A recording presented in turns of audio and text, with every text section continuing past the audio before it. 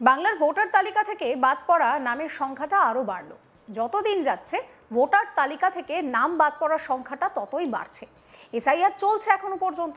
এসআইআরে বাদ যাওয়া তালিকার পরিসংখ্যানটা হচ্ছে এখনো পর্যন্ত দাঁড়িয়ে 56 লক্ষ। বাংলায় ভোটার তালিকার স্পেশাল ইন্টেন্সিভ রিভিশনের আবহে এখনো পর্যন্ত 56 লাখের নাম কিন্তু বাদ যেতে পারে। নির্বাচন কমিশনের তরফে সোমবার পর্যন্ত এই তথ্যই জানা গিয়েছে। রিপোর্টে দাবি করা হয়েছে সোমবার সন্ধ্যা পর্যন্ত রাজ্যে আনকালেক্টেবল ফর্মের সংখ্যা 56,31,423। এর মধ্যে মৃত ভোটারের সংখ্যা 24 লক্ষ, সেটা কিন্তু তাদেরকে আইডেন্টিফাই করা গিয়েছে। এছাড়াও স্থানান্তরিত ভোটারের সংখ্যা 20,31,384। ডুপ্লিকেট ভোটারের সংখ্যাটা প্রায় 1.5 লক্ষ। এদিকে নির্বাচন কমিশনের তরফ থেকে জানানো হয়েছে এখনও একাধিক জেলায় আনকালেক্টেবল ফর্মের সংখ্যা আপলোড করা হয়নি। এই আবহে এসআইআর প্রক্রিয়া শেষ হতে হতে আনকালেক্টেবল ফর্মের সংখ্যা আরও বাড়তে পারে। রাজ্যে এসআইআর নিয়ে সতর্ক করেছে নির্বাচন কমিশন। কাজে যেন কোনো রকম কোনো গলদ না থাকে, তার জন্য রাজ্যে আরও 5 স্পেশাল রোল অবজারভার নিয়োগ করেছে কমিশন। 5টি আলাদা আলাদা ডিভিশনের জন্য এই স্পেশাল রোল অবজারভারদের নিয়োগ করা হয়েছে। আগামীকাল থেকেই কিন্তু তারা রাজ্যে কাজ শুরু করবেন বলে মনোজ আগরওয়াল তিনি জানিয়ে দিয়েছেন। একই সঙ্গে মঙ্গলবার সোনাগাছিতে এসআইআর নিয়ে একটি স্পেশাল ক্যাম্প করা হয় এবং সেই স্পেশাল ক্যাম্পে সাংবাদিকদের মুখোমুখি হয়ে মনোজ আগরওয়াল বলেন যে 5টি আলাদা আলাদা বিভাগের দায়িত্ব দিয়ে এই 5 জন স্পেশাল রোল অবজারভারকে নিয়োগ করা হয়েছে। এ নিয়ে একটি রিপোর্ট দেখাবো আপনাদের।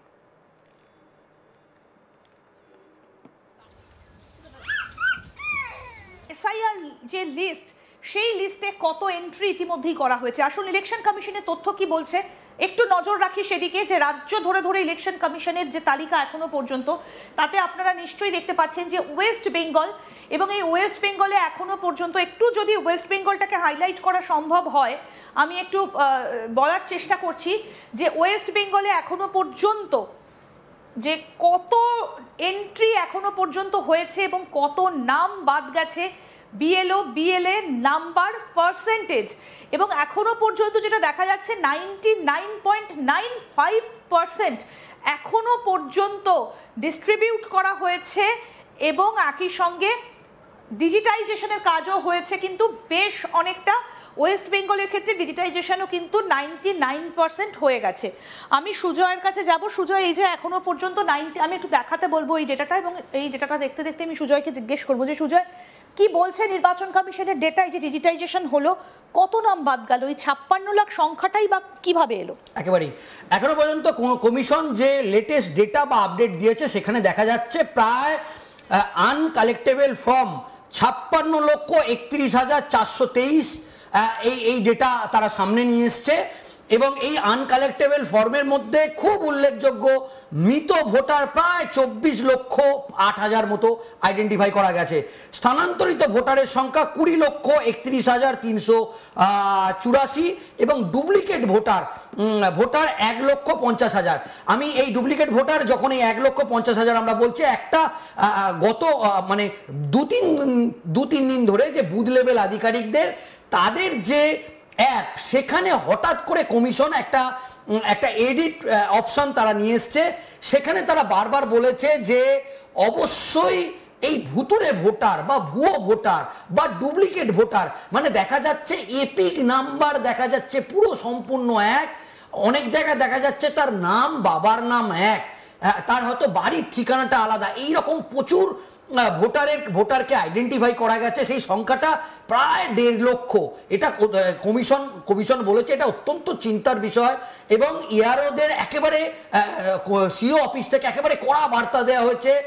আবার তারা যেন বুথ লেভেল আধিকারিক যারা ছিলেন তারা যেন ফের সেই এই যে প্রায় 1.5 লক্ষ ভুয়ো ভোটার বা ডুপ্লিকেট ভোটার তাদের বাড়িতে যায়, এবং তাদের বাড়িতে গিয়ে তাদের যে বর্তমান ভোটার কার্ড বা আধার কার্ড বা যে ডকুমেন্ট আছে সেগুলোকে ভেরিফিকেশন করা, এবং যে অ্যাপ বুথ লেভেল অফিসারদের যে অ্যাপ, সেখানে যে এডিট অপশন আছে সেই এডিট অপশন গিয়ে অবিলম্বে তাদেরকে আপডেট করতে হবে।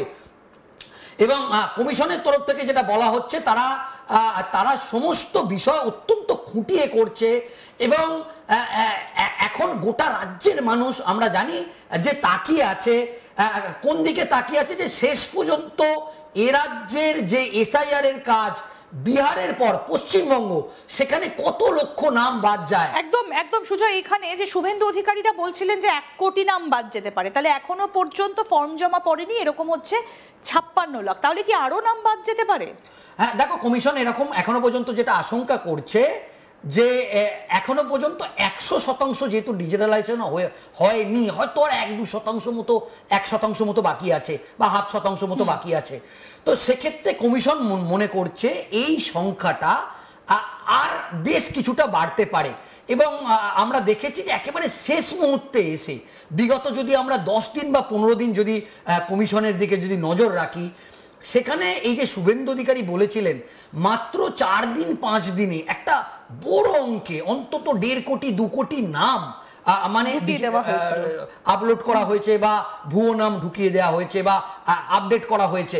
তো কমিশনের যেটা বক্তব্য যে একেবারে যখন শেষ মুহূর্তে এসছে এই কাজটা, তখন এই বুথ লেভেল আধিকারিকদের অ্যাডিশনাল বুথ লেভেল আধিকারিক বিএলও দেয়া হয়েছে অনেক জেলাতে, যেখানে দেখা যাচ্ছে যে 1200-র বেশি ভোটার অনেক জায়গায় বুথ লেভেল আধিকারিকরা তারা অসুস্থ হয়ে পড়েছে, বা অনেক জায়গায় দেখা যাচ্ছে যে বুথ লেভেল আধিকারিকরা যারা হচ্ছে টেক স্যাভি না, অনেক জায়গায় দেখা যাচ্ছে তারা টেকনিক্যাল কাজটা করতে পারছে না।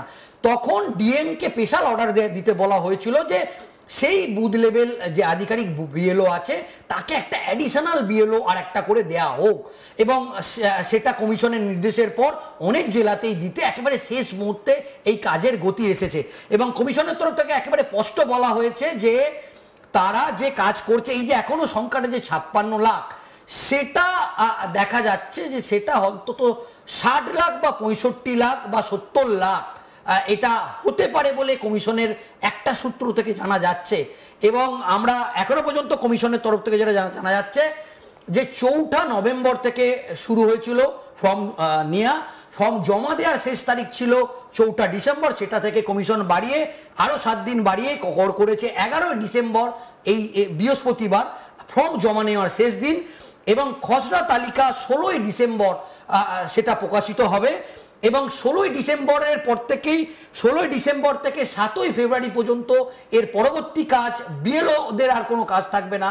এরপর ইয়ারওদের কাজ, তারা হচ্ছে হিয়ারিংয়ের জন্য ডাকবে, এবং যে ডকুমেন্টেশন তারা করেছে, যাদের 2002-এর ভোটার লিস্টে নাম নেই এবং যারা বাইরের ভোটার বা অন্য রাজ্যের ভোটার বা যে ম্যাপিং হয়েছিল, সেই সমস্ত ডকুমেন্ট একেবারে খাতায় কলমে একেবারে তাকে ফিজিক্যালি তাকে ডাকা হবে, সেই বুথে সেই ব্যক্তি আসবে, তার ভেরিফিকেশন হবে, এবং চূড়ান্ত ভোটার তালিকা যেটা জানা যাচ্ছে 14 ফেব্রুয়ারি শনিবার সেটা প্রকাশিত হয়ে যাবে, এবং হয়তো তারপর ফেব্রুয়ারি মাসের শেষের দিকেই কিন্তু নোটিফিকেশন জারি হবে নির্বাচন। সমস্ত খবরের আপডেটের জন্য আপনাদের নজর থাকুক আজ তাক বাংলায়, চ্যানেলটিকে সাবস্ক্রাইব করতে ভুলবেন না।